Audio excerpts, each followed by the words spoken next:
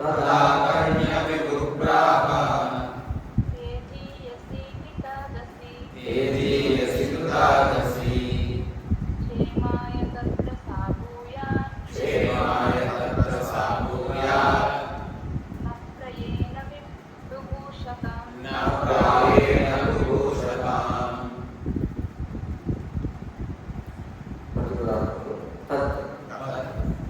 దేవతలు మొదలగు వారు పలికిన విషయము ఆకర్ణ్య వినిన పిమ్మట విభుడు బ్రహ్మదేవుడు ప్రాహ పలికెను తేజస్వియగు మహాత్ముడు కృత ఆదసి అపరాధం చేసి క్షేమాయ మీ క్షేమమునకు తత్ర ఆగమముగా సా భూయాత్ న సాధ్యము కాదు రాగేణ సాధారణముగా విభూషత కావాలని వాంఛ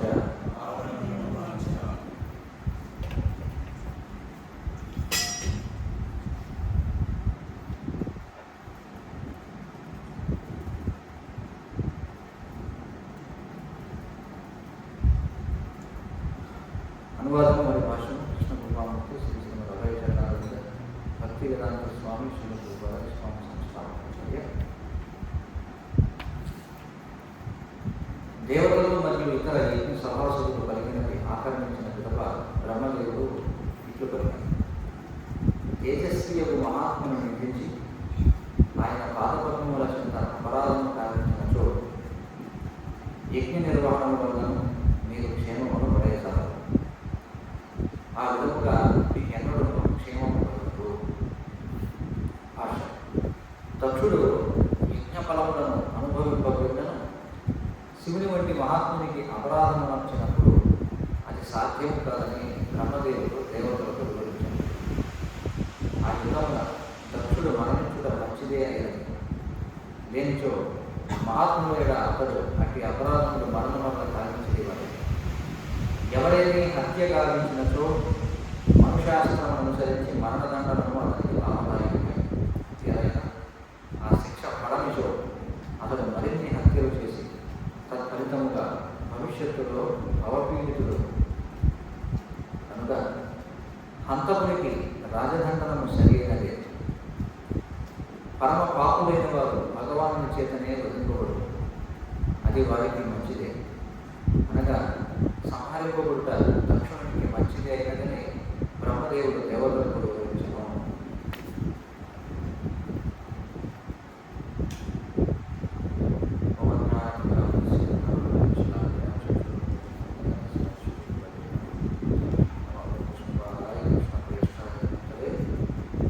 శ్రీమతే భక్తివిలాస స్వామి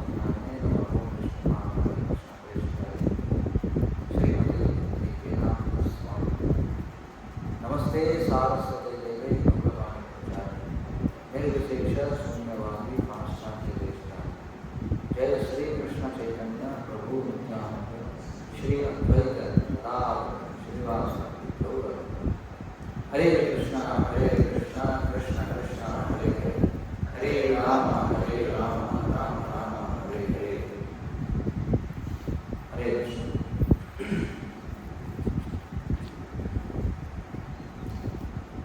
బ్రహ్మదేవుడు కొంచెం వాయిస్ లో చూడండి, ఇక్కడ ఇంటర్నెట్ కనెక్షన్ లేదు, మొబైల్ లేదని క్లాస్ జరుగుతుంది కాబట్టి అందరి నుంచి ఏం చేయాలనుకుంటున్నాను. హరే కృష్ణ.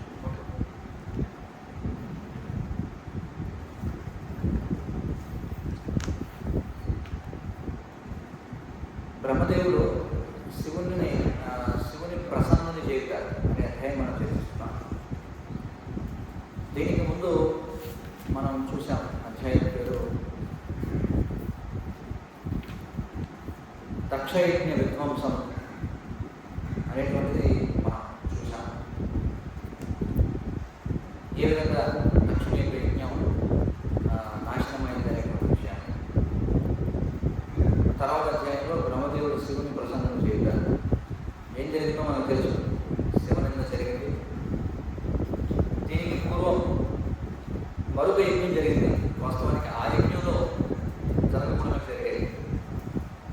ఆ యజ్ఞంలో మరి శివుని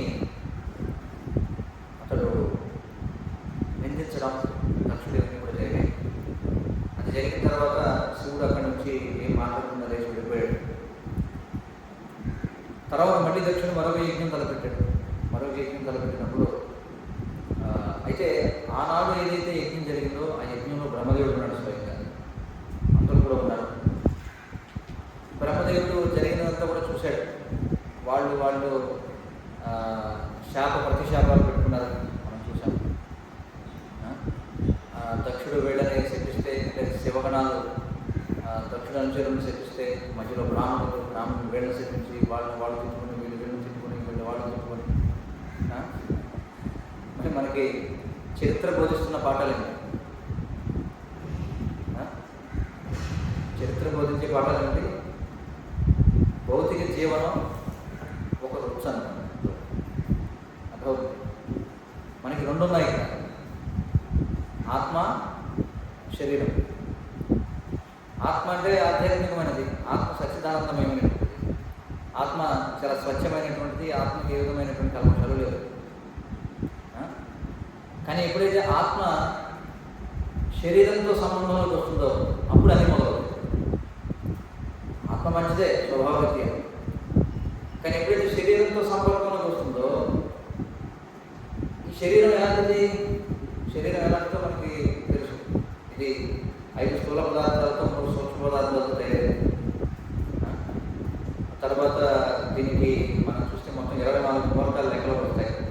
ఏమిటంటే పంచ తన్మాత్రలు, పంచభూతాలు, 3 సూక్ష్మ పదార్థాలు, పంచ జ్ఞానేంద్రియాలు, పంచ కర్మేంద్రియాలు, మనసు, మొత్తానికి ఇవన్నీ కలిపి మొత్తానికి 24 తత్వాలు. కొన్నిసార్లు 25, కొన్నిసార్లు 26, కొన్నిసార్లు 27, కొన్నిసార్లు 28, ఇలా మొత్తానికి రకరకాల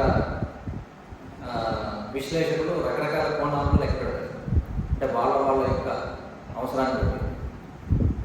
అయితే ఈ శరీరం ఏదైతే ఉందో ఇది మనకు తెలుసు, ఇది నాశనం అయిపోయేటువంటిది, తాత్కాలికమైనటువంటిది. దీనికి అనేకమైనటువంటి అవలక్షణాలు ఉన్నాయి. జన్మ, మృత్యు, జరా, వేదనటువంటి ఉన్నాయి. అలాగే ఇది ఆధ్యాత్మిక, దైవిక, ఆదిభౌతిక క్లేశాలతో పిడిపోబడుతుంది. ఇంకా దీనికి ఆకలి, దప్పిక, కోరిక, అంటే మనం చెప్పాలంటే శరీర వేగాలను సంతృప్తిపరచుకోవాలనేటువంటివి. ఇంకా ఇంకేముంటుంది, దీనికి మలమూత్ర విసర్జన చేయాలి, చెమట పడుతూ ఉంటుంది, దుర్గంధం పడుతూ ఉంటుంది, నిద్ర. సో ఇవన్నీ మంచి ఆస్వాదనీయమైనట్టుగా కాదు, ఆస్వాదనీయమైనట్టుగా. కానీ ఇలాంటి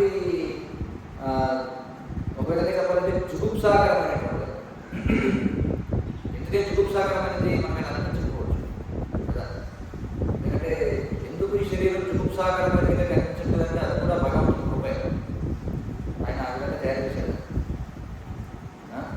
మనకు తెలుసు శరీరం అనేది ఎంత సౌందర్యంగా కనిపించినా, వ్యక్తి పైకి చూడడానికి ఎంత అందంగా కనిపించినా, ఎంత చక్కగా మంచి నిర్మలంగా, మంచి చక్కగా, ఎంత అందంగా, మంచి శక్తిని ఎంత బాగా కనిపించినా, ఈ చర్మం అనేటువంటి ఒక పొరను తీసామనుకో, చర్మం ఎంత మందం ఉంటుంది, చర్మం ఎంత మందం, ఒక అంగుళం మందం ఉంటుందా? లేదు, మైక్రాన్ల మందం ఉంటుంది అంతే. అందుకే బ్యూటీ స్కిన్ డీప్ అని చెప్పన్నది. అంటే అందం ఎంత లోతుగా ఉంటుందట అంటే చర్మం లోతే ఉంటుందట. మన చర్మం ఎంత లోతు ఉంటుందంటే కొన్ని మైక్రాన్ లోతు. అంటే అందం అనేది ఎంత గొప్ప సౌందర్యుడైనా, ఎంత గొప్ప సుందరుడైనా, ఎలాంటి వాడైనా సరే వాడి సౌందర్యం కేవలం చర్మం పోతే. అయితే ఈ విధంగా ఒక దేహం అందంగా కనిపించడానికి ఆ గొప్పతనం అందంగా ఉన్నవాడు కాదు, ఆ విధంగా ప్యాక్ చేసినటువంటి భగవంతుడు. అత్యంత జుగుప్సాకరమైనటువంటి దాన్ని కూడా మంచి సౌందర్యభరితంగా భగవంతుడు ప్యాకింగ్ చేశాడు. మీరు ఊహించుకోవడం గొప్ప సౌందర్య రాశి, వస్త్రాలు లేవు, వదిలేసాయి, చర్మం తీసేసామనుకోండి ఎలా ఉంటుంది. అందరూ కూడా సాధారణంగా వ్యవస్థరాల్లో చూద్దాం అనుకుంటారు, కాముకులైనటువంటి వాళ్ళు నగ్నంగా చూడాలనుకుంటారు. కానీ అంతకంటే ఇంకొక అడుగు ముందుకేసి చర్మం కూడా తీసి పడేసాం. చిన్న బాగా పలుచు అనేటువంటి చర్మం తీసేస్తే ఎలా ఉంటుంది? అప్పుడు పోటీని తీసుకెళ్ళొచ్చే శరీరాన్ని ఎంత సౌందర్య రాశి అయినా సరే పోటీ పెడుతుందా? మరి ఈ గొప్పతనం ఎవరిది వాస్తవంగా? ఒకటి ఆత్మ అనేది ఉంది కాబట్టి ఎంత సౌందర్య రాశి అయినా సరే శరీరంలో మనకి ఆ చైతన్యం ఉన్నంత వరకే సౌందర్యం ఉంటుంది. శరీరంలో ఆత్మ ఎప్పుడైతే విడిచిపెట్టి వెళ్ళిపోతుందో అప్పుడు ఇంకా సౌందర్యం ఉంటుందా? ఉండదు. అలాగే భగవంతుని యొక్క ఏర్పాటు చూడండి, దీన్ని యంత్రాన్ని చాలా చక్కగా తీర్చిదిద్దారు. అంటే ఏ రంధ్రం ఎక్కడ పెట్టాలో అక్కడే పెట్టాడు. ఒకవేళ ఊహించుకోండి, ఒకవేళ గుదాము పైన ముఖము కింద ఉంటే ఎలా ఉంటుంది శరీరం? గుదాము పైన ఉండి ముఖము కింద ఉందనుకో, అంటే ఆహారాన్ని స్వీకరించేటువంటి రంధ్రం నుంచి మల విసర్జన చేసి మల విసర్జన చేయాల్సినటువంటి రంధ్రం నుంచి ఆహారాన్ని తీసుకోవాల్సి వస్తే ఎలా ఉంటుంది పరిస్థితి? అది వినడానికి చాలా జుగుప్సాకరంగా ఉంది, ఖచ్చితంగా నాకు అర్థం. కానీ ఎప్పుడైతే ఇంతటి జుగుప్సాకరమైనటువంటి లోపల ఏముందయ్యా మన శరీరంలో అంటే ఒక BBC వాడు ఒక డాక్యుమెంట్ చూసాడు, ఇన్సైడ్ హ్యూమన్ బాడీ అని చెప్పి అందులో చిన్న కెమెరా పంపించాడు లోపల. ఈ కెమెరా ప్రయాణం చేస్తుంది, నోట్లోంచి లోపల పెట్టాడు. అది ఆహారం ఎలా వెళ్తుంది లోపలికి, కడుపులోకి ఎలా వెళ్తుంది, అక్కడికి వెళ్ళే పదార్థాలు ఎలా వెళ్ళిపోతున్నాయి, రక్తంగా ఎలా మారుతుంది, అవి ధాతువులు ఎలా మారుతుంది, వీర్యంగా ఎలా మారుతుంది, అంతిమంగా మలం ఎలా బయటకు వస్తుంది, లేదా గర్భంలో ఉన్నటువంటి శిశువు అసలు లోపల ఎలా ఉంటుంది అని తీశారు. టెక్నాలజీ వచ్చేసి ఉంటారు. అత్యంత జుగుప్సాకరంగా ఉంటుంది. ఈ జుగుప్సాకరం అనేటువంటి దానితో అది కూడా ఆత్మ ఉన్నంత వరకే. అది కూడా అంటే ఈ జుగుప్సాకరమైనది ఆకర్షణీయంగా కనిపించేది కూడా ఎంతవరకు అంటే ఆత్మ ఉన్నంత వరకే. ఆత్మ వెళ్ళిపోతే ఈ అసలు నిజం బయటకు వచ్చేస్తున్నారు. నిజం బయటపడుతుంది అంతే కదా. ఆత్మ శరీరం ఉన్నంత వరకు ఆత్మ ఎప్పుడైతే శరీరాన్ని విడిచిపెట్టిందంటే నిజమైన సౌందర్యం తెలిసిపోతుంది. ఎంత సౌందర్యమైనటువంటి వ్యక్తులైనా కొద్దిసేపు అవ్వగానే శరీరం ఏమవుతుంది? ఆత్మ వెళ్ళిపోగానే ఫ్రెష్లో పెట్టలేదు అనుకుంటే ఏమవుతుంది? పోతుంది మొత్తం లోపల పురుగులు ఏర్పడిపోతాయి, ఉపవాసన ఇవన్నీ కూడా వచ్చేస్తాయి. అది వాస్తవం. అంటే భౌతిక జీవితం జుగుప్సాకరమైనటువంటిది, ఇది దుర్గంధభరితమైనది. కానీ ఆత్మ ఉన్నంత వరకే ఇది బాగుంటుంది. ఎందుకు ఈ ఉపమానం గురించి మనం చెప్పుకుంటామంటే, ఏ విధంగా శరీరంలో మనకి ఒక పవిత్రమైనది, ఒక అపవిత్రమైనటువంటిది అయినటువంటి సమ్మేళనం ఉంటుందో, అలాగే ప్రతి వ్యక్తిలో కూడా ఒక సమ్మేళనం ఉంటుంది. ఒకటి భగవత్ చైతన్యంతో ఉన్నప్పుడు మనిషి యొక్క ప్రవర్తన, అదే మనిషి భౌతిక చైతన్యంలో వెళ్ళిపోతే అతని యొక్క ప్రవర్తన. ప్రతి మనిషిలో అతను విశుద్ధ భక్తుడు అయ్యేంత వరకు, అంటే త్రిగుణాలకు అతీతుడు అయ్యేంత వరకు ప్రతి మనిషిలో కూడా వాడు ఎంత గొప్ప సాధకుడైనా ఎవరైనా సరే ఖచ్చితంగా రెండు ముఖాలు ఉంటాయి. ఒకటి ఆధ్యాత్మికము, ఒకటి భౌతికం. భౌతికమాన్ని విస్మరించడానికి లేదు. విశుద్ధ భక్తులు కానంత వరకు ఎవరు భౌతికాన్ని విస్మరించలేదు. మరి ఎంత ఆత్మతత్వం గురించి ఇప్పుడు మాట్లాడుతున్నా గంట మొగ్గానే మనకి ఎక్కడ పెడుతుంది ఆలోచన? ప్రసాదే సర్వదుఃఖానం అర్థమవుతుంది. ఎంత ఆత్మతత్వం మాట్లాడినా మనం విశుద్ధ భక్తులు ఉంటారు. కాబట్టి మనం రెండు కోణాలు ఉన్నాయి. అందుకే శాస్త్రాల్లో మనకి ఆధ్యాత్మిక జీవనం గురించి చెప్తూ ఈ భౌతిక జీవనం నుండి ముక్తి గురించి బోధిస్తూనే మన శాస్త్రాల్లో అందుకే కేవలం ఆధ్యాత్మిక ఉపదేశాలు మాత్రమే ఇచ్చి వదిలేదు. అంతకంటే ఎక్కువ ఇంకేం ఇచ్చారు ఉపదేశాలు? వీటి గురించి ఇచ్చారు. మన భౌతిక జీవనాన్ని ఎలా నియమంలో పెట్టుకోవాలని దాని గురించి ఒక పెద్ద వ్యవస్థను ఇచ్చారు. దాన్ని వర్ణాశ్రమ వ్యవస్థ. ఎందుకంటే ఈ భౌతిక ప్రపంచంలో ఉన్నంతకాలం మనం ఎంత తత్వం మాట్లాడుతున్నా ఏం చేసినా సరే ఈ మెటీరియల్ ఆస్పెక్ట్ ఏదైతే ఉందో దాన్ని మనం విస్మరించలేము. భౌతిక అంశం ఏదైతే ఉందో మనలో దాన్ని విస్మరించలేము. కానీ మాత్రమే కాదు, అంటే దాన్ని వదిలేయకుండా దాన్ని, ఎందుకంటే ఈ ప్రపంచంలో ఉన్నామంటే ఈ ప్రపంచం నియమాలను మనం పట్టుకుని ఉండాల్సింది. బిఏ రోమన్ ఇన్ రోమ్ అంటే రోమ్లో ఉన్నప్పుడు రోమన్ లాగా ఉండాలి. అక్కడ వెళ్ళి వేరే దేశం వాళ్ళు ఉంటారంటే కాబట్టి మనకి ఈ నియమావళి నేర్చుకుంటున్నాను. అందుకే అనాదికాలంగా చూస్తే ఎందుకని అమల పురాణమైనటువంటి భాగవతంలో కూడా, అంటే ఆధ్యాత్మిక గ్రంథాలలో కూడా ఈ కామ, క్రోధ, లోభ, మోహ, మత, ఆశ్చర్యాల గురించినటువంటి చర్చలు, వాటికి సంబంధించినటువంటి ఘటాలు ఇవన్నీ ఎందుకు చెప్పబడతాయి? భాగవతం అమల పురాణం. కానీ ఇప్పుడు మనం చూస్తే దక్షయజ్ఞం అంతా కూడా రచ్చరచ్చ ఉండాలి. ఇంకా ఎవరు సినిమా తీయలేదేమో బహుశా చూసారా? దక్షయజ్ఞంపై వచ్చింది సినిమా. అయితే ఈ రోజుల్లో తీస్తే ఇంకా బాగా తీయగలరు. ఎందుకంటే ఈ రోజుల్లో బాగా వచ్చేసాయి కదా, యానిమేషన్ ఇవన్నీ కూడా వచ్చేసాయి కాబట్టి ఇంకా బాగా చూపించారు. అంటే రక్తం ఆడియన్స్ మీద చెప్పినట్టు, లేకపోతే ఎవరైతే ఏదో యజ్ఞకుండా మూత్ర విసర్జన చేస్తారో అదే ముఖాలను వెళ్ళినట్టు మనుషులు టెక్నాలజీ అదే కదా ఈరోజు. అదే 3D అంటారు. 3D కళ్ళలో పెట్టుకుంటే మొత్తం మానవులు వెళ్ళినట్టు ఉంటాయి. మరి ఎందుకు ఇవన్నీ పొందుపరిచారు శాస్త్రాలు? భాగవతం అంటే రామ పురాణం కదా, కేవలం చక్కగా కృష్ణలీలలో చెప్పుకోవచ్చు కదా. కానీ కృష్ణలీలలో కూడా అసురులు లేకపోతే అది కూడా వ్యక్తిగతం. కొన్ని కేవలం కృష్ణలీలే చెప్పుకుందాం అనుకున్నా మళ్ళీ అందులో కూడా పోతం రావాలి, మళ్ళీ అందులో ప్రణావకులు రావాలి, అందులో ఆకాశులు రావాలి, అందులో శకటాసులు రావాలి, అందులో శంఖచూరుడు రావాలి, అందులో ఇంకేమన్నారు అసురుడు పేరు, బకాసుడు రావాలి, బాణాసురుడు రావాలి, నరకాసురుడు రావాలి. వాళ్ళందరూ లేకపోతే మన కృష్ణలీల కూడా లేదు. అంటే దీన్ని బట్టి మనకు అర్థమయ్యే విషయం ఏంటంటే చివరికి ఆధ్యాత్మిక ప్రపంచం కూడా అసురుడు ఉండరు, కానీ ఆ అసురుడు వస్తున్నట్టుగా అందరికి పుకార్లు రేకెత్తించబడతాయి. అక్కడ కృష్ణ ప్రేమను ఇంకా వృద్ధి చేయవచ్చు. ఆధ్యాత్మిక ప్రపంచంలో అసురుడు ఉండరు, కానీ అక్కడ కూడా ఉదాహరణలో లీల కోసం మనకి పుకార్లు రేపుతారు. అదిగో చేస్తున్నాడు దేవికాసురుడు, అందులో కృష్ణ కృష్ణ కృష్ణ ఎక్కడున్నా ఎక్కడున్నా అక్కడ కూడా అవసరం. అంటే మంచి లేకపోతే చెడుని హర్షించలేం, చెడు లేకపోతే మంచిని హర్షించలేం. అందుచేత ఇక్కడ చూడండి, ఈ బ్రహ్మదేవుడికి వీళ్ళందరికీ కూడా ముందే తెలిసి ఇక్కడ అది చెప్పారు. దక్షయజ్ఞమును అటువంటి సంఘటనలు జరుగుతున్నవని బ్రహ్మదేవుడు మరియు విష్ణు భగవానుడు ముందుగానే ఎరిగి ఉన్నందున వారు ఆ యజ్ఞం పోలేదు. త్రికాలకులు కదా, జరగబోయేది ఏంటో తెలుసు, ఏం జరగబోతుందో తెలుసు.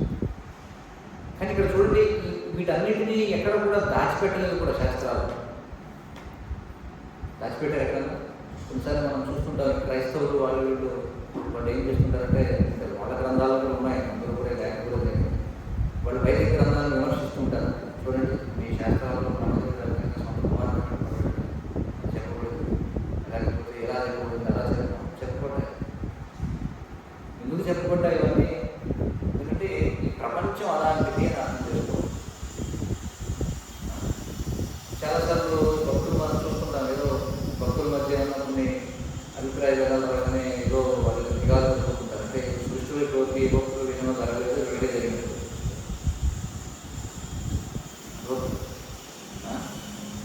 అనాది కాలం నుండి ఉంది. దక్షుడు భక్తుడు కాదా? భక్తుడా కాదా? భక్తుడే. కానీ ఏ స్థాయి భక్తుడు? కనిష్ట స్థాయిలో.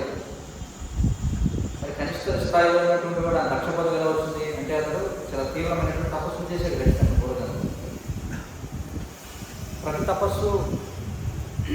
ప్రతి తపస్సు కూడా అది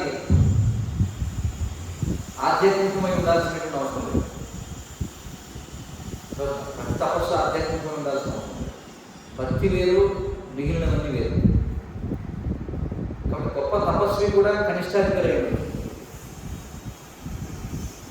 ఎందుకు మరి భక్తుల మధ్య కూడా మరి విభేదాలు వెలుగులు వస్తూ ఉంటాయి అంటే అందరూ విశుద్ధ భక్తులు కాదు.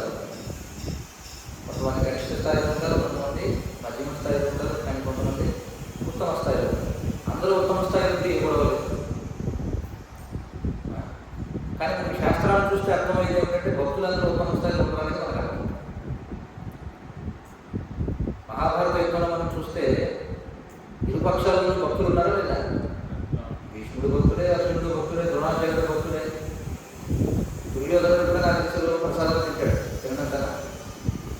ఏదైనా ఇంట్లో కూడా ఖచ్చితంగా ఒక సాలగ్రామం జరుగుతుందా లేదా?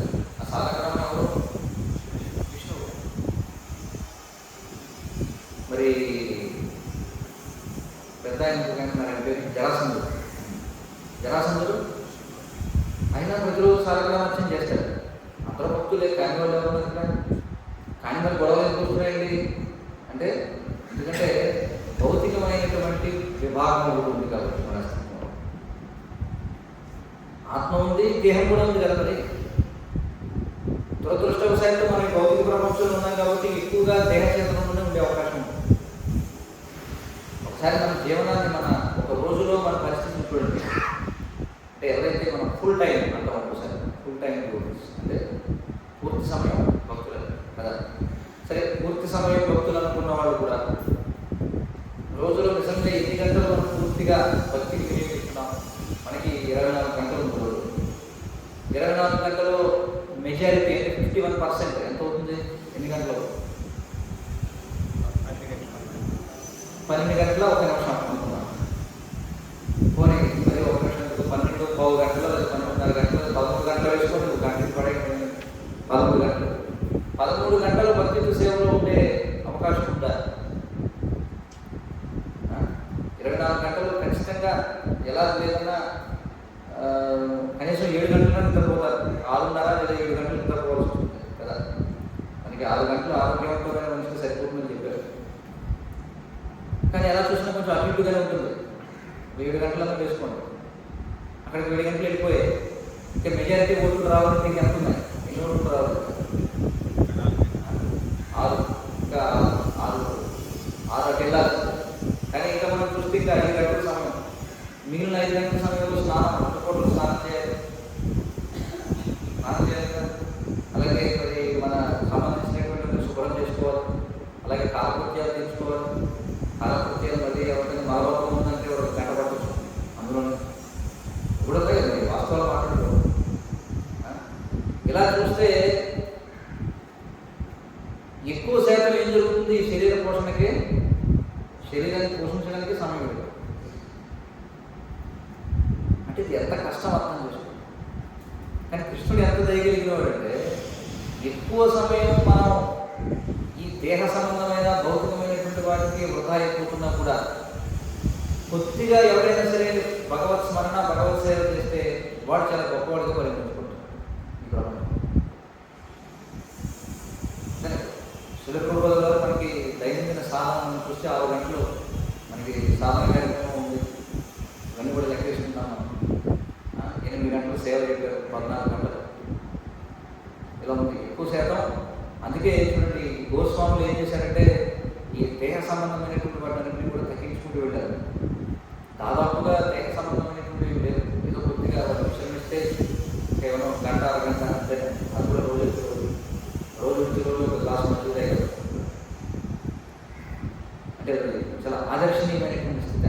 అంటే ఇక్కడ ఈ భౌతికమైనటువంటి వాటిని వీలైనంతగా తగ్గించాలి, ఆధ్యాత్మికత వీలైనంతగా పెంచుకోవాలి. అది మానవ అర్థమవుతుంది కదా. కాబట్టి ఆ భౌతిక జీవనం ఏదైతుందో దాన్ని కూడా ఒక క్రమ పద్ధతిలో దాన్ని మనం నిర్వహించుకోవాలి. దానికోసం మళ్ళీ మనకి సదాచారం అనేది ఉంటుంది. సదాచారం దేని గురించి అంటే ఈ భౌతికమైనటువంటి జీవనాన్ని ఏ విధంగా మనం వీలైనంత వరకు సక్రమమైనటువంటి మార్గంలో పెట్టుకోవాలి. కాబట్టి ఇక్కడ మనం చూసినట్లయితే ఈ భౌతిక ప్రపంచంలో ఇవన్నీ కూడా తప్పవు. అందుకే వీటిని ఎక్కడ కూడా దాచిపెట్టలేదు మనకి శాస్త్రం. ఎందుకు వీటన్నింటినీ తెలియజేశారంటే ఇవన్నీ జరుగుతూ ఉంటాయి. కానీ చాలామంది ఆశ్చర్యపోతుంటారు, భక్తులు ఏంటి ఇలా చేస్తారా వాళ్ళు? నువ్వు కొత్తగా కడుపు చేసుకుంటున్నావు.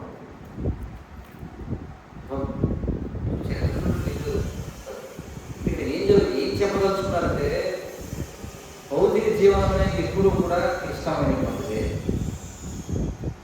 భౌతిక వ్యవహారాల్లో ఎవరి నిమగ్నమైనా సరే చెడు మార్గం పట్టేసిన అవకాశాలు ఉంటాయి. ఎంతటి వాళ్ళైనా సరే భీష్మ పితామహుడు లాంటి వాడు, ఇక్కడ ఇంకా పురాతన కాలంలో దక్షుడు లాంటి వాడు, భృగు మహర్షి. కృష్ణుడు భగవద్గీతలో ఏమన్నాడు? 10వ శ్లోకం 10వ అధ్యాయంలో ఏమంటాడు? మహర్షినా గురుగ్రాహం. మహర్షులలో నేను అంటే బహుశా నేను సంస్కృతం దగ్గర చెప్పుకోవచ్చు, నేను భృగు మహర్షిని నేను చెప్పుకున్నాను. అలాంటి భృగు మహర్షికి మీసం గడ్డలు పీకేశారు. చూసాం కదా ఏం చేశాడు, వేరొకరు పీకేసిన తర్వాత పీకేశాడు వేరొకరు. మరి భృగు మహర్షి ఎంత శక్తివంతుడు. భృగు మహర్షి ఏకంగా వెళ్ళి విష్ణు గుండెల మీద తన్నాడు. అంతటి శక్తివంతుడు వాడు. వాళ్ళకే చూడండి భౌతిక వ్యవహారాలు పూర్తి ఎలా పరిస్థితి అని మనకు చెప్పారు. మరి మనం అతిథులు మాత్రం అతిథులు ఉంటాం. అందుకే శాస్త్రాలు ఏం చెప్తున్నాయంటే జీవనంలో మనిషి యొక్క జీవనాన్ని 4 విభాగాలుగా ఒకటి బ్రహ్మచర్యం, గృహస్థం, వానప్రస్థం, సన్యాసం అని చెప్పి. ఎందుకంటే గృహస్థ జీవనంలో అనేకమైనటువంటి పాపకృత్యాలు చేయాల్సి ఉంటున్నాను, ఇష్టం ఉన్నా లేకపోతే. ఎందుకంటే అది కూడా చెప్పబడింది స్త్రీ సాంగత్యం వలన.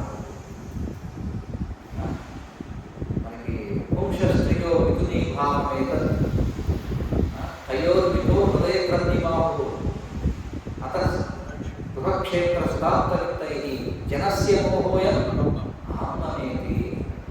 నేను నాది అని ఎందుకు వస్తుందంటే ఇక్కడ మొదలవుతుంది. ఎక్కడ మొదలవుతుంది?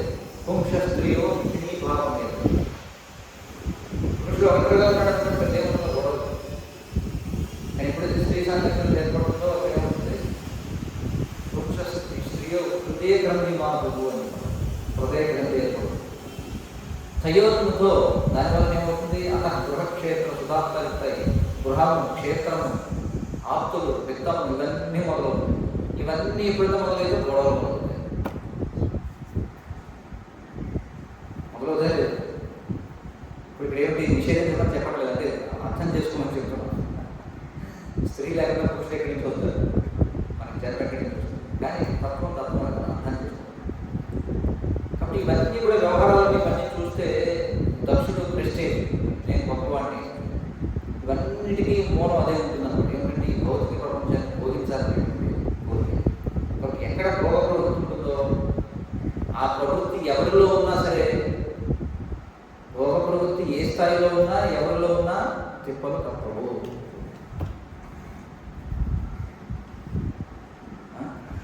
అందుచేత ఇక్కడ చూస్తే దక్షుడు యజ్ఞఫలాన్ని అనుభవించాలని అనుకున్న శివుని వంటి మహాత్మునికి అపరాధం చేసినప్పుడు అది సాధ్యం కాదని బ్రహ్మదేవుడు దేవతలకు వివరించాను.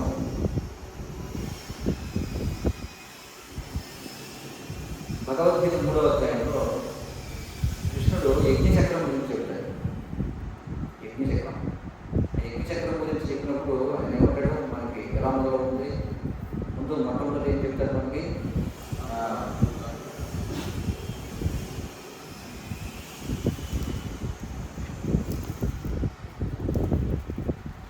ఇక్కడ యజ్ఞచక్రం గురించి చెప్పినప్పుడు మొట్టమొదట ప్రతి జీవి కూడా ఏదో ఒకటి చేయాల్సిందే. అది క్షణమపి జాతుతిష్టత్య కర్మ కార్యతే నివష కర్మ ప్రకృతి చేయకున్నాయి. అంటే ఒక్క క్షణం కూడా ఎవరు కూడా ఏమి చేయకుండా ఉండలేదు. ప్రతి ఒక్కరు ఏదో చేయాల్సిందే. మరి చేయాల్సి వస్తే ఏం చేయాలి? ఒకవేళ చేయాల్సి వస్తే యజ్ఞం చేయాలి. యజ్ఞం చేయకపోతే ఏమవుతుంది? యజ్ఞం చేయకపోతే యజ్ఞార్థ కర్మం ఎక్కడ లోకోయ కర్మబంధనాలు చెప్పుకుంటాం. కానీ ఈ యజ్ఞం ఎవరు చేయాలని చెప్పారు? ఎవరికి యజ్ఞం చెప్పబడింది? ఎవరైతే ఈ భౌతిక ప్రపంచంలో, అంటే ఇక్కడ యజ్ఞం అంటే 2 రకాలుగా యజ్ఞం అంటే భగవద్గీత చేత చేయబడేది యజ్ఞం. ఎక్కడ మాట్లాడుకునేది ఏమిటంటే మనకి వేదాల్లో చెప్పబడినటువంటి రకరకాల యజ్ఞ ప్రక్రియ. ఎవరైతే ఈ భౌతిక ప్రపంచంలో ఇంద్రియ భోగాన్ని కోరుకుంటారో వాళ్ళు ఖచ్చితంగా యజ్ఞం చేయాల్సింది. ఎలాంటి ఉదాహరణ చెప్పాలంటే ఎవరైతే తినాలనుకుంటారో వాళ్ళు ఖచ్చితంగా నివేదన చేయాలి అన్నాం. తినాలంటే నివేదన చేయాలి. తినే అవసరం లేని వాడు ఏం చేస్తారు? వాడికి వాడికి నివేదన చేయడం. భగవంతుడికి ఆలయంలో విగ్రహాలు ఉన్నాయంటే మనం తిన్నా తిరిగిపోయినా భగవంతుడికి మనం చేయాల్సింది. నేను ఉదాహరణకి వివరణ కోసం ఏం చెప్తున్నాం, ఎవరికైతే కోరిక లేదో వాడు యజ్ఞం చేయాల్సి ఉంటుందా లేదా? కామ్యకరమైనటువంటి యజ్ఞం చేయాల్సిన అవసరం. 3వ అధ్యాయం ముందుకు వెళితే కృష్ణుడు ఏమంటాడంటే, ఏమం ప్రవర్తితం చక్రం నానువర్తయతి హయ అఘాయు ఇంద్రియారామో మోహం పాదశ జీవతి. ఎవరైతే యజ్ఞ చక్రంలో పాల్గొనరో వాళ్ళు పాపపూరితమైనటువంటి జీవనాన్ని జీవిస్తారు అని. తర్వాత ఏమంటారంటే, ఎవరైతే ఆత్మస్థాయిలో వ్యవహరించేటువంటి వాడు ఉన్నారో వాళ్ళకి చేయవలసినటువంటి కార్యం మీద కూడా లేదు. వాళ్ళు చేయాల్సినటువంటి కార్యం లేదు కానీ చేస్తారు. ఎందుకని లేదు? ఎందుకంటే వాళ్ళు అప్పటికే ఆత్మస్థాయిలో ఉన్నారు. ఆత్మస్థాయిలో ఉన్నటువంటి పూర్తిగా భగవంతుడికి శరణాగతి పొందుతున్నారు. వాళ్ళు చేసే ప్రతి పని భగవంతుడి కార్యమే. అప్పుడు వాళ్ళు ప్రత్యేకించి యజ్ఞం చేయట్లేదు. కారణం ఎందుకంటే వాళ్ళ జీవితమే యజ్ఞం కాదు. వాళ్ళ జీవితమే యజ్ఞం కాబట్టి వాళ్ళు ప్రత్యేకించి మళ్ళీ యజ్ఞం చేయాల్సిన అవసరం లేదు. కాబట్టి ఆ స్థాయికి వెళ్ళేంత వరకు ప్రతి ఒక్కరూ యజ్ఞం చేయాల్సిందే. ఆ స్థాయికి వెళ్ళినా కూడా యజ్ఞం చేయాల్సిందే. ఎందుకోసం? లోక సంగ్రహమే వార్థం అనుకుంటారు. అంటే లౌకికమైనటువంటి వాళ్ళకి ఉదాహరణ కలగడం కోసం. ఎందుకంటే యజ్ఞదాచరతి శ్రేష్ఠ తత్తదేవోజన శయత్ ప్రమాణం పోతే లోకస్థలం అవుతుంది. కాబట్టి శ్రేష్టమైనటువంటి వారిగా అంటే ఉదాహరణ నిలబడడం కోసం యజ్ఞం చేయాలి. అయితే ఇక్కడ చూడండి, ఈ కామ్యకరమైనటువంటి యజ్ఞంతో వచ్చిన గొప్ప చిక్కు ఏమిటంటే ఇది. ఇక్కడ ఏ కార్యాలైతే స్వామి కార్యము స్వకార్యం అనుకుంటామో అవి గొప్ప ప్రమాదంతో కూడుకుంటాయి. స్వామి కార్యం స్వకార్యం అంటే ఏంటి? వాడికి ఏదో గొప్ప కామిష్టి, గొప్ప సంతానం కావాలి కాబట్టి యజ్ఞం చేస్తారు. యజ్ఞం ఎవరి కోసం చేయాలి? మళ్ళీ ఇప్పుడు విష్ణువు కోసం చేయాలి. కానీ అందులో స్వకార్యం ఉందా లేదా? స్వకార్యం ఏంటి? పిల్లలు కావాలి. కాబట్టి అలాంటి యజ్ఞాల్లో చాలా ప్రమాదాలు ఉంటాయి. అందులో ఏదో తేడా వచ్చిందనుకోండి ఏమవుతుంది?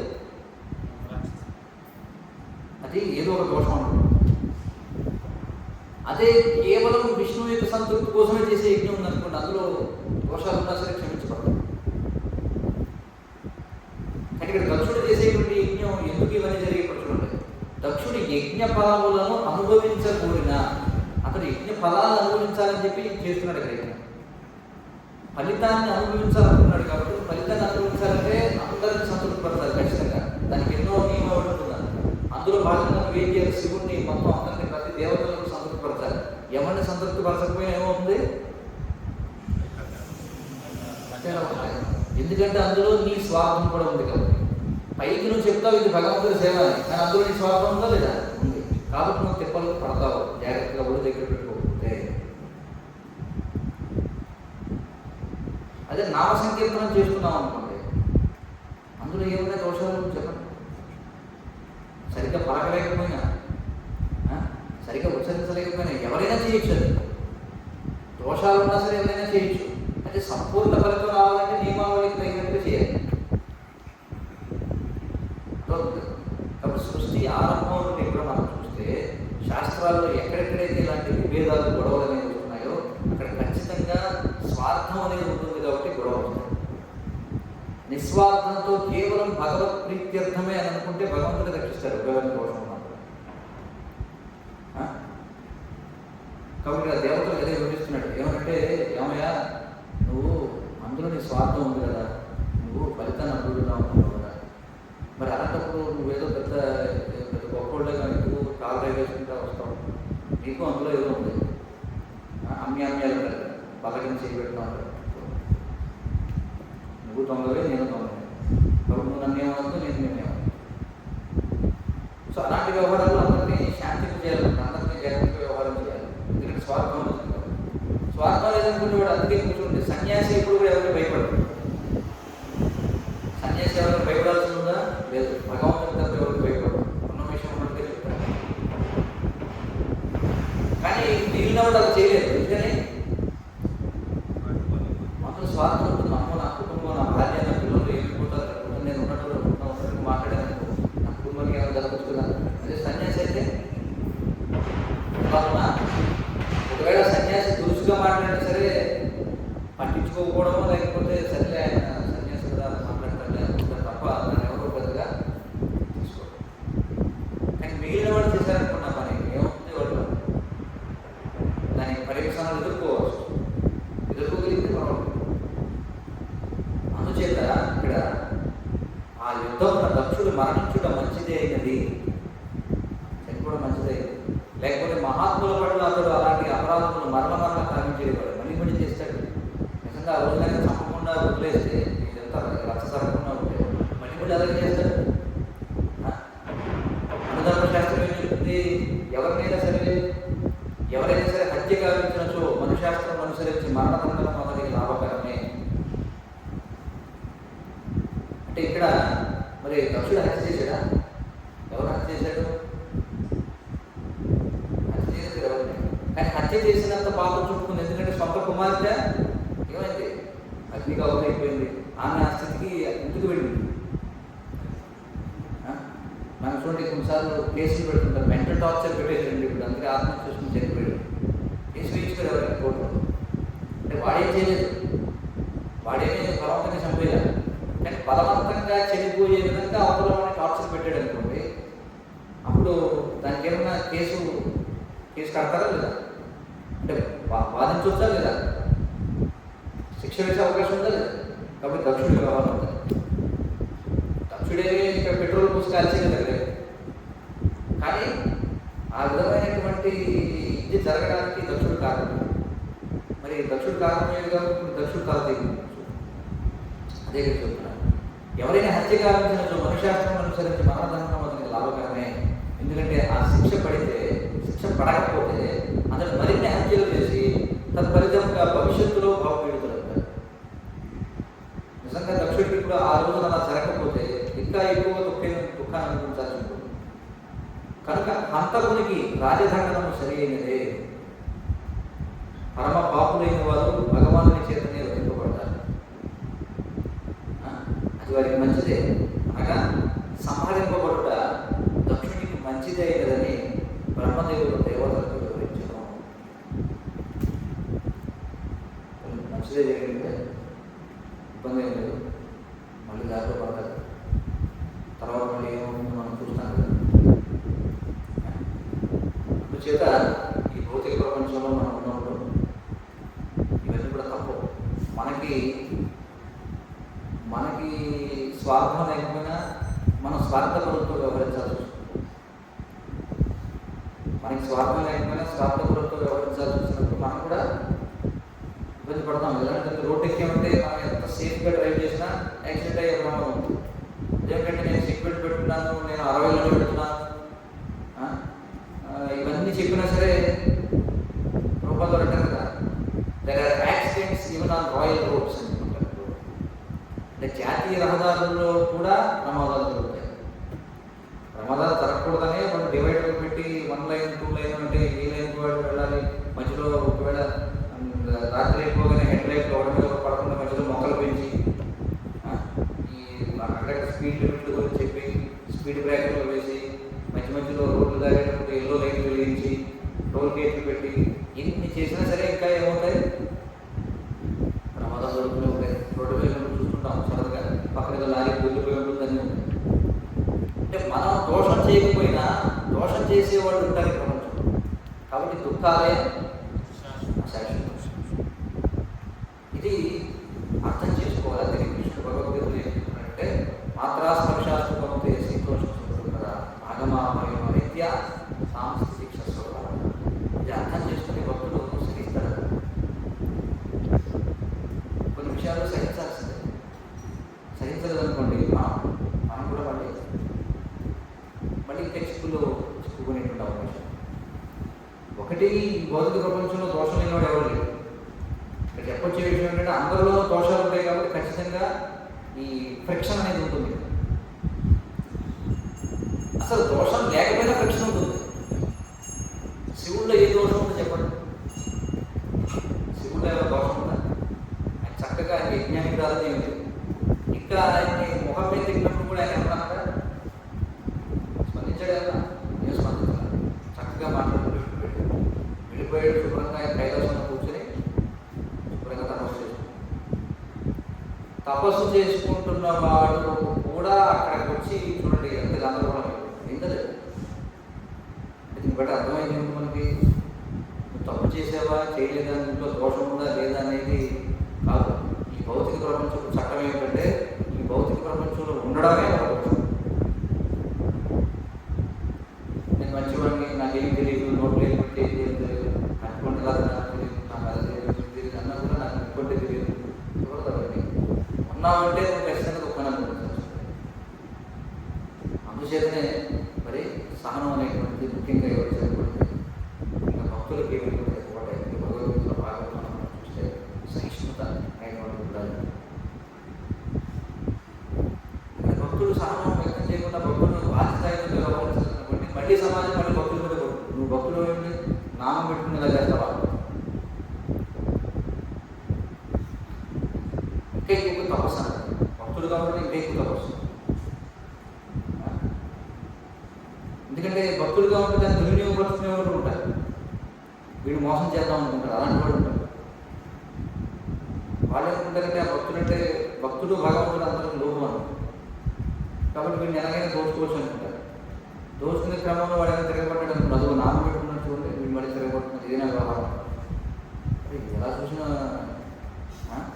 ఇబ్బంది. ఏ విధంగా వ్యవహరించినా ఇది తపస్సు కూడుకునేటువంటి ప్రదేశం. అందుచేత అంత సులభం కాదన్నమాట భక్తులుగా ఉండడం అంటే అంత సులభం కాదు. భీష్ముడు ఎన్నాడు కొడుకున్నాడు అప్పసైతం చక్కగా వెంటనే బతుమే కొడుకున్నాడు. ఆయన ఇచ్చావరణంలో ఉన్నవాడు కూడా 56 రోజులు 54 రోజులు కొడుకున్నాడు బాణాలు. మనం ఏమంటుంటే ఊరికే ఏదో 4 నెలలు జపం చేస్తున్నాం, ఒక సంవత్సరం నుంచి ప్రసాదం తీసుకుంటున్నాం, నియమాన్ని పాటిస్తున్నాం, నాకు సత్యం కూడా ఒప్పుకోదు, దోమ వల్ల కూడా. అరే ప్రశ్న సూచన ఉంటే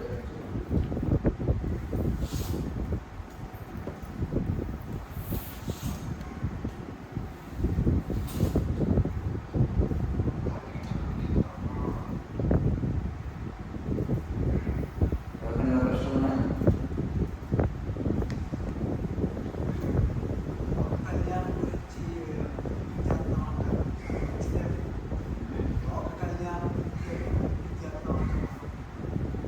చూడండి, లోక కళ్యాణార్థం చేసినా చేయకపోయినా యజ్ఞం ఎప్పుడు మంచిదే.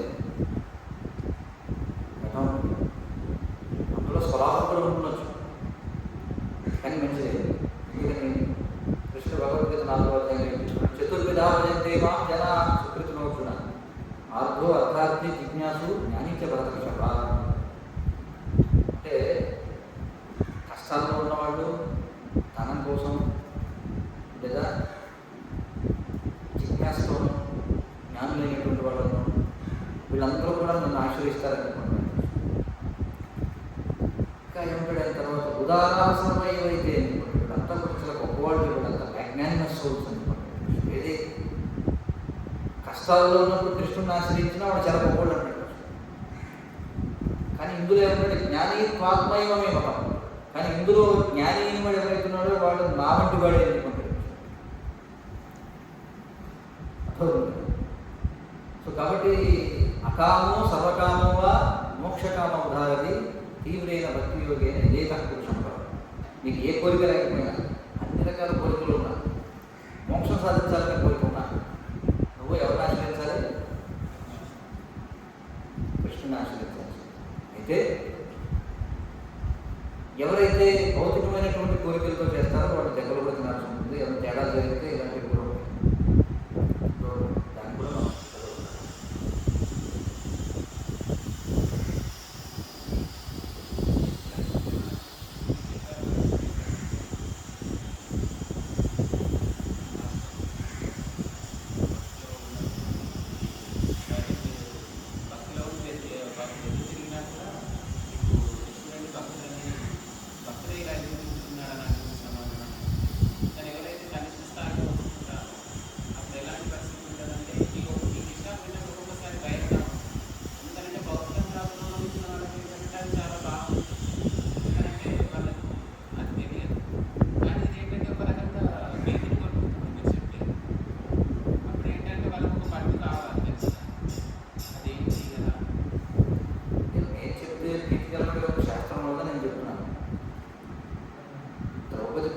కృష్ణ అని ఒక పేరు ఉంది రోడ్డు.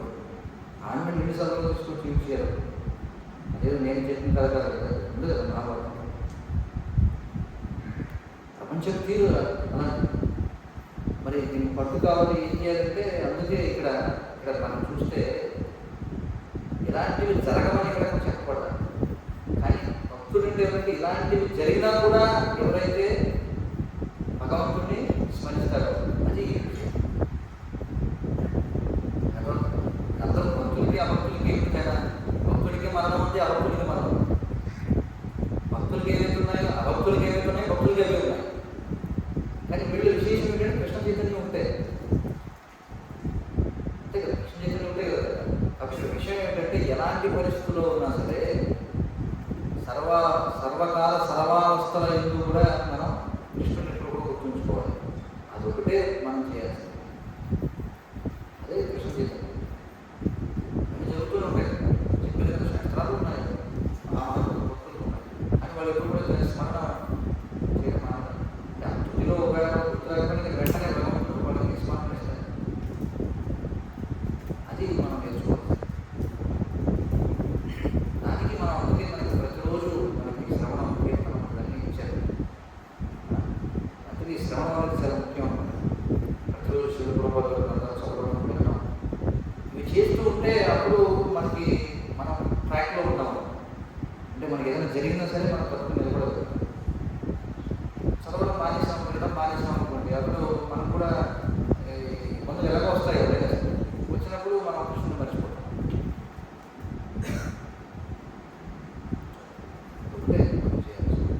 కీర్తన సదా దాన్ని మనం సాధన చేయాలి.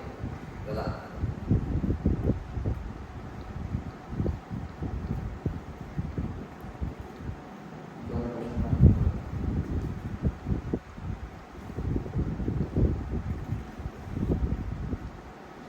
ఎందుకంటే మనం శాస్త్రాల్లో చూస్తే శాస్త్రాల్లో ఎవరెవరి యొక్క వృత్తాంతాలు చెప్పబడ్డాయో అందులో కష్టపడిన వాడు ఎవరైనా ఒక ఉదాహరణ చెప్పమన్నారు. చిన్నప్పటి నుంచి సునాయాసంగా ఏమీ చేయకుండా చక్కగా ఒడికి జపం చేసుకొని ఆనందంగా భగవద్నామంలో అలా ఎవరున్నా శాస్త్రాల్లో ఎన్నైతే భక్తులు వృత్తాంతాలు చెప్పబడ్డాయో అవన్నీ వృత్తాల్లో ఉన్నాయి కదా. ఏమి చేయకపోతే వాళ్ళ గురించి చెప్తారు శాస్త్రాలు. ఏమి చేయకపోతే వాళ్ళ గురించి శాస్త్రాలు చెప్తారు.